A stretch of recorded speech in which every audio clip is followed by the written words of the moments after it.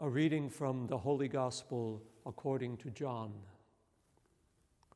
In the beginning was the Word, and the Word was with God, and the Word was God.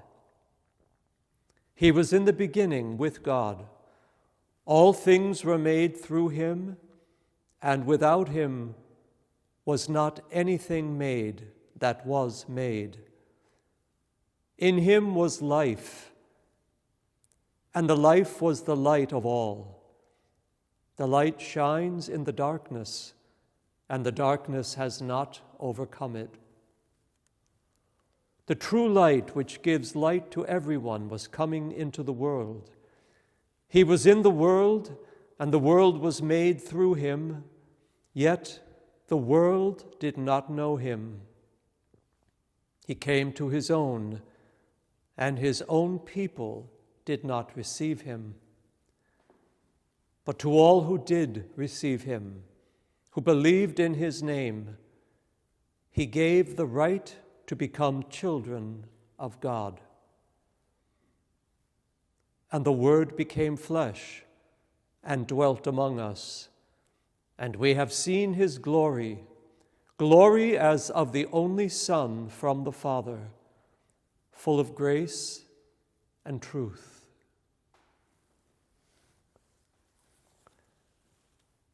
We have come to the beginning of another year, and we see that the Church, in her wisdom, asks us to begin the new year by honoring Mary, the Mother of God. On the first day of every year, we celebrate in the Church the solemnity of Mary, Mother of God. So for us, January 1st is not just a cause for celebrating the beginning of another year. We celebrate far more on that day as people of faith. We celebrate the greatness of Mary, who we honor as the Mother of God, and we acknowledge that she has been given to us to also be our mother. What better way could we possibly begin each year than by honoring Mary and by committing ourselves once again to her motherly love and her powerful protection? What better way can we begin the new year than by thanking God for the priceless gift of God's own mother? Every good mother wants her children to grow in wisdom and stature and to come to mature adulthood.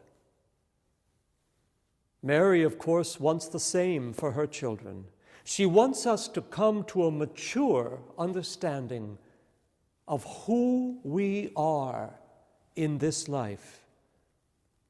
And that means she wants us to know that we are all children of God, beloved children of God.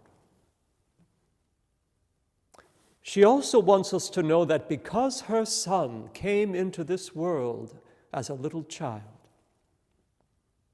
because he was born in a lowly manger bed, because he lived a life of unending sacrifice, because he died a terrible death upon the wood of the cross and conquered death by his glorious resurrection, because of all of this,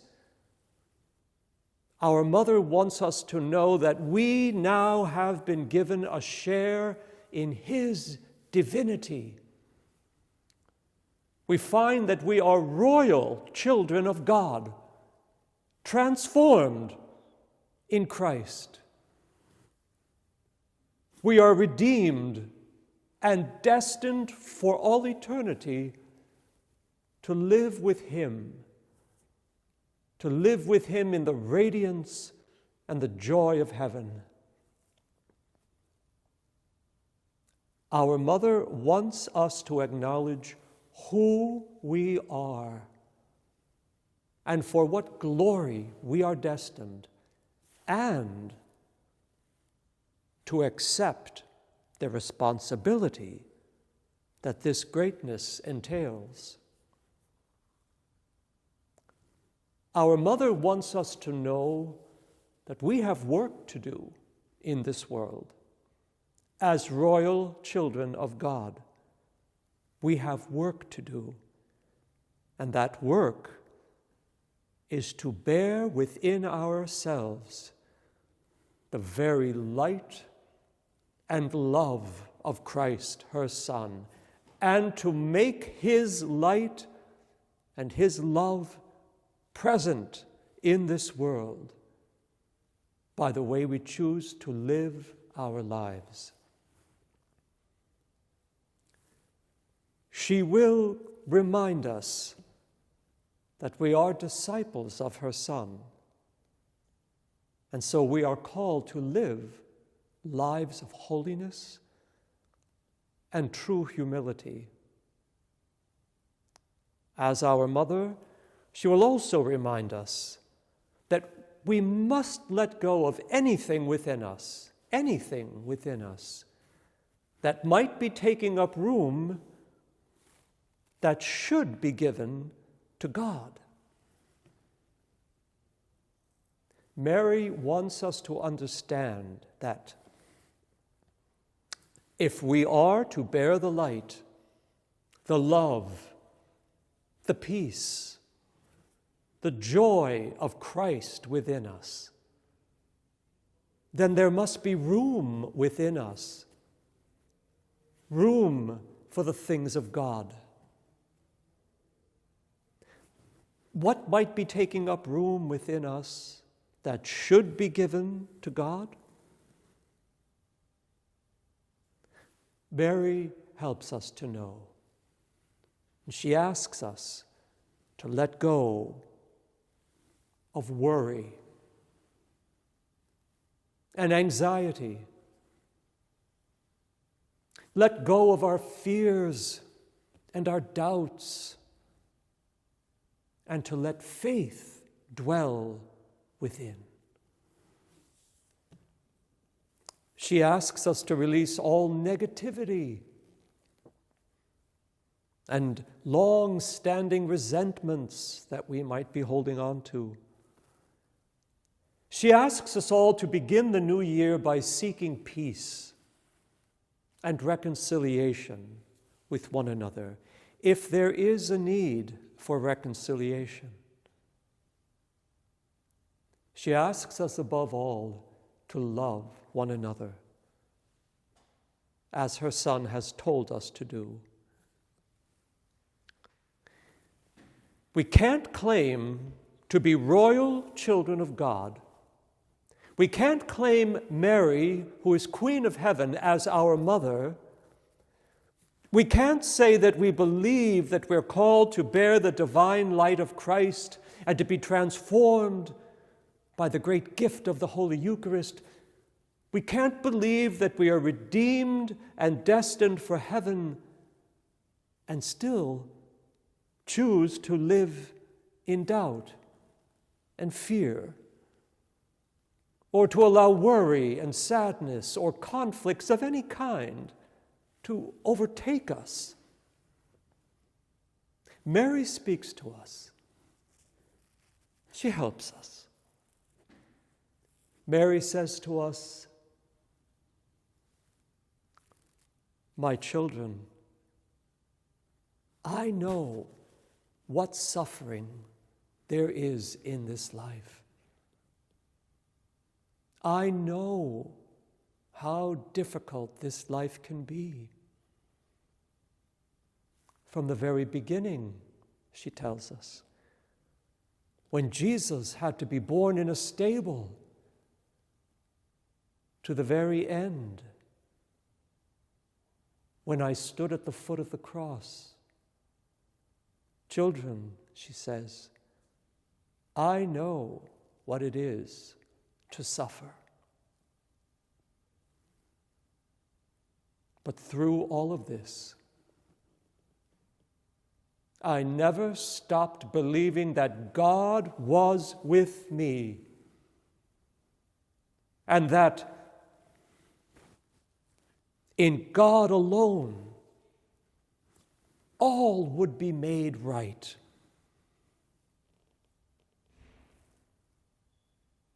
Mary tells us, children, I accepted the sufferings and the challenges of this life. But children, I never doubted the love and the presence of God in my life.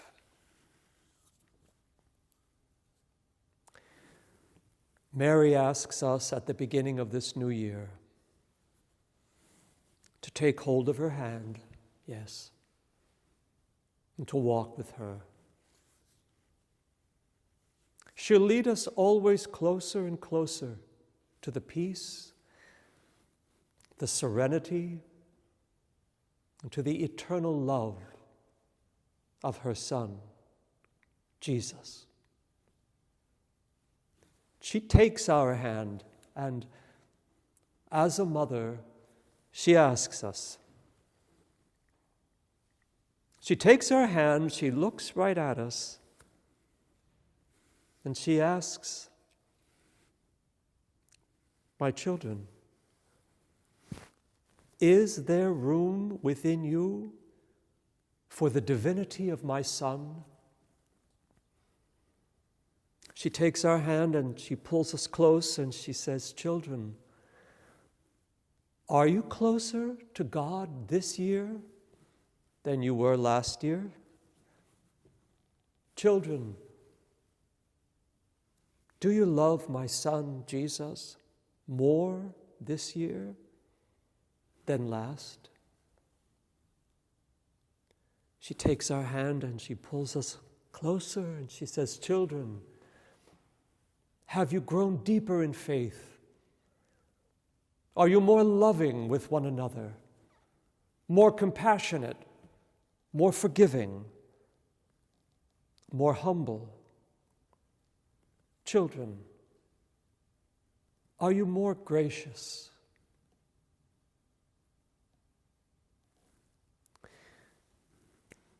These are the attributes and the virtues of the royal children of God and children of our Mother Mary.